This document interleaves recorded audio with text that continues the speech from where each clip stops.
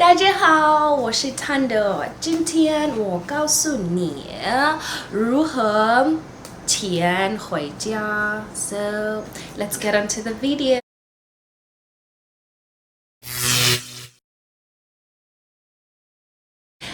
So as I just said, I'm going to tell you about how you can send money back home to South Africa from China to South Africa. So this video is specifically for South Africans. So but hey, continue to watch even if you're not South African. Maybe I might just mention something that you can also use. Okay, so there are a lot of ways that you can send money home, so you guys can choose from the ones that I'm gonna mention and see which one will best fit you and your needs. So the first one, I'm sure you have already thought about it, but then maybe you just don't know how it works. The bank. So sending money from your Chinese bank to your South African bank, I must mention that it has a lot of pros and cons. So if you're using a bank, obviously banks have policies, rules that they need to follow when they're doing their thing, money conversions, whatever. Actually, we know that banks always have to go through a series of steps before they can conduct some things, because they are working with money and money is a sensitive matter. So what I've heard here from someone who wanted to help me last year when I wanted to do that thing of sending money back home using a bank, so he told me that you have to obviously bring your work permit, your residence permit, proof that you work somewhere, so you need both of those permits. And they may check obviously your money, how you are conducting your money, to and fro, and they just want to check if you're not doing any money laundering. There's quite a lot of paperwork and you will fill a lot of forms, and we know it's like opening a bank all over again.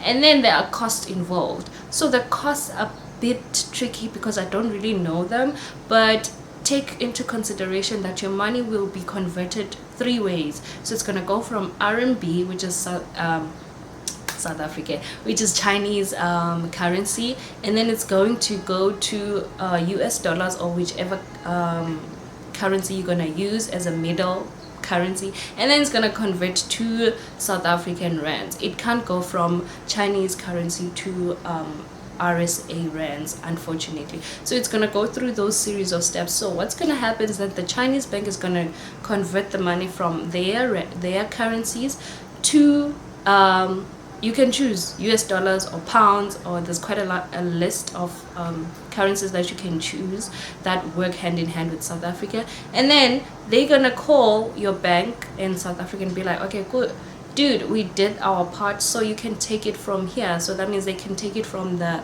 US dollars and then change it to rands. So you can already see the whole process that is gonna most probably take 2 to 3 weeks or 1 to 2 weeks, I don't know, but it's gonna take long. I mean, there's quite a lot of things. Maybe sometimes you didn't fill out things properly, or maybe something happens, it rejects you.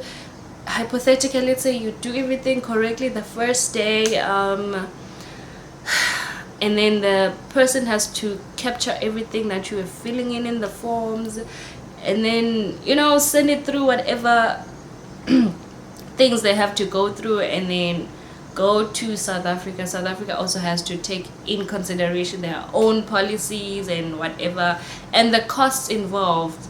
So the Chinese bank will not charge you because they will already know that you are being taxed already, but they will charge you a fee to do the conversion. And then also South Africa will tax you and they will charge you for the conversion fees. So I have no idea how much all of that will cost, but it's pretty pricey. Okay, and then also you have to consider the fact that if you want to do the bank-to-bank thing, you have to have a Chinese friend who can speak English. And we all know that how money is very, very sensitive, so you need someone to explain things in grave detail to you, and you won't always get lucky. and to find someone who's gonna break down things to you the way you want it to happen. So yeah, and however, there's also something called Moneygram, but Moneygram also works with between the banks. I'm really not sure. A friend of mine who was selling stuff, so she would buy send money to her vendor here, but then she told me about Moneygram. But that's something you can look up on Google or whatever. Ask your bank. It's quite famous, but I just don't know much about it. And then number two, what you can use. So in China, there are people from South Africa or people who have South African bank accounts. So what they do is that they open a business. So in this business, they will charge you a certain fee. So for example, if you wanna send money back home, let's say like 5,000 RMB, I'm gonna speak in whole numbers. So 5,000 RMB is like roughly plus minus 10,000 rands. So they will say, okay, if you're sending money between 1,000 RMB to 10,000 RMB, we will charge you 100 RMB per transaction. And then if you go above 10,000 RMB, then they will charge you, let's say 200 RMB. I'm not really quite sure, but they do have like a certain fee that they will charge you. But with that, it's a legit business. I've never seen anyone complaining or saying that someone ran away with my money or whatever. So it's really a legit business, obviously with an extra cost, but it's going to go into your bank like within an hour, if not a day, depending on the South Africans operating hours. And it's taking into consideration the fact that maybe you won't be using the same banks. So yeah, you will get it like literally, it's either within an hour or a day or so. And then number three, you can like be friends with people in here in China who are here, and we have like WeChat groups for South Africans who are here in China. Even on Facebook, there's a South Africans living in China group, so you can find someone there who you will trust. Sometimes you find that someone needs Chinese currency, and then maybe you need our rands, so you guys can just change the money. So that one is actually quite inexpensive because it's just two people helping each other. So you can find that person on WeChat or on Facebook. They need a certain fee, you need a certain fee, whether it's rands or RMB. You guys can just change the money and you will get literally exactly the money that you are exchanging, so with no extra cost, obviously. And it happens like most of the time, but it's not like always that you find someone who needs the other currency, but that's also another way to do it. So how do I do it? The way that I've been doing since I was in a small town, I found out about Alipay. Alipay is a Chinese app that we use for money, business and whatever. So I found out that I can actually send money from the Alipay app to my South African bank. But there's a catch. I can't do it myself. I had to find a Chinese friend. So I have a good friend who actually does that for me. Every time I get paid, I just send money to her and then she sends it to my South African bank. So how does it work? So obviously on the Alipay app, they will need your details. So that is your bank details and your I think I put in my address, I'm just not sure, it was last year. But they will need something that you already know, like your bank details, full names, bank account details, all of those things. And yeah, the catch is that you need to know your country's SWIFT code. Do you remember back in the days when we used to deposit money, and then we would fill out those deposit slips, and then you'd fill out your details and the receiver's details, and then you'd fill out the branch code, and then there was something called the SWIFT code that we never really paid attention to.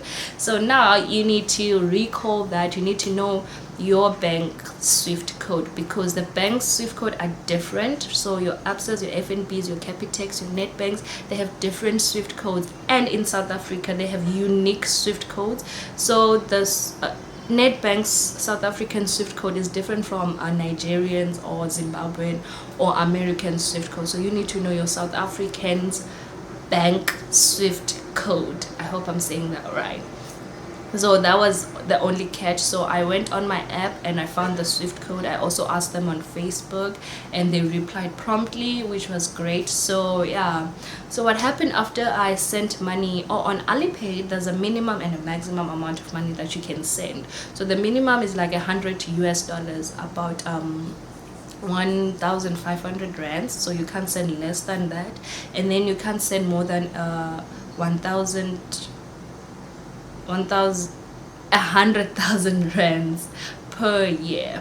So yeah, but you can literally use different Chinese people if you're gonna send more than 100,000 RMB, 100,000 rands. So you can use literally different people. So the Alipay app charges me per transaction. They charge me 50 RMB, which is plus minus 100 rands. So every time I send money, they literally, it can be 20,000 RMB, which is like 40,000 rands. They charge me 50 RMB.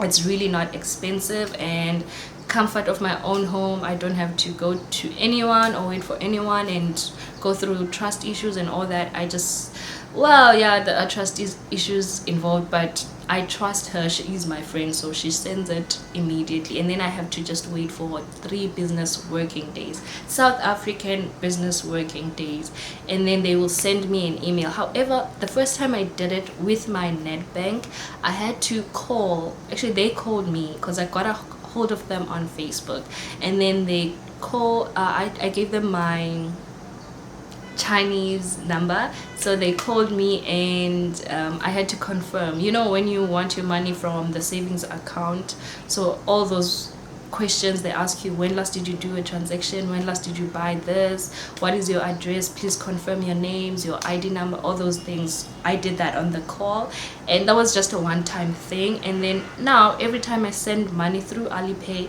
they send me an email. I still have to confirm. They ask me on the email, they ask me three questions. They tell me, okay, there's money coming from so bank, it's in US dollars, so what do you want us, or do you confirm, do you know about this, what should we do, and what is it for? So I have to say, no, I confirm, I know about this money. And the question, what should they do, I tell them they should convert it from US dollars to rands.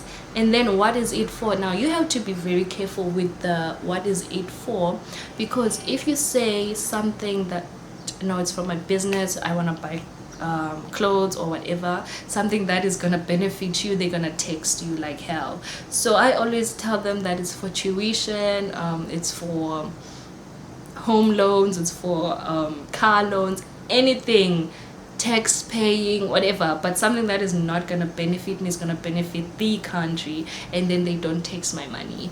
Literally after I confirm, if I confirm in the same business hours, my money reflects in my app immediately. So yeah. And then the last way to send money home is using PayPal.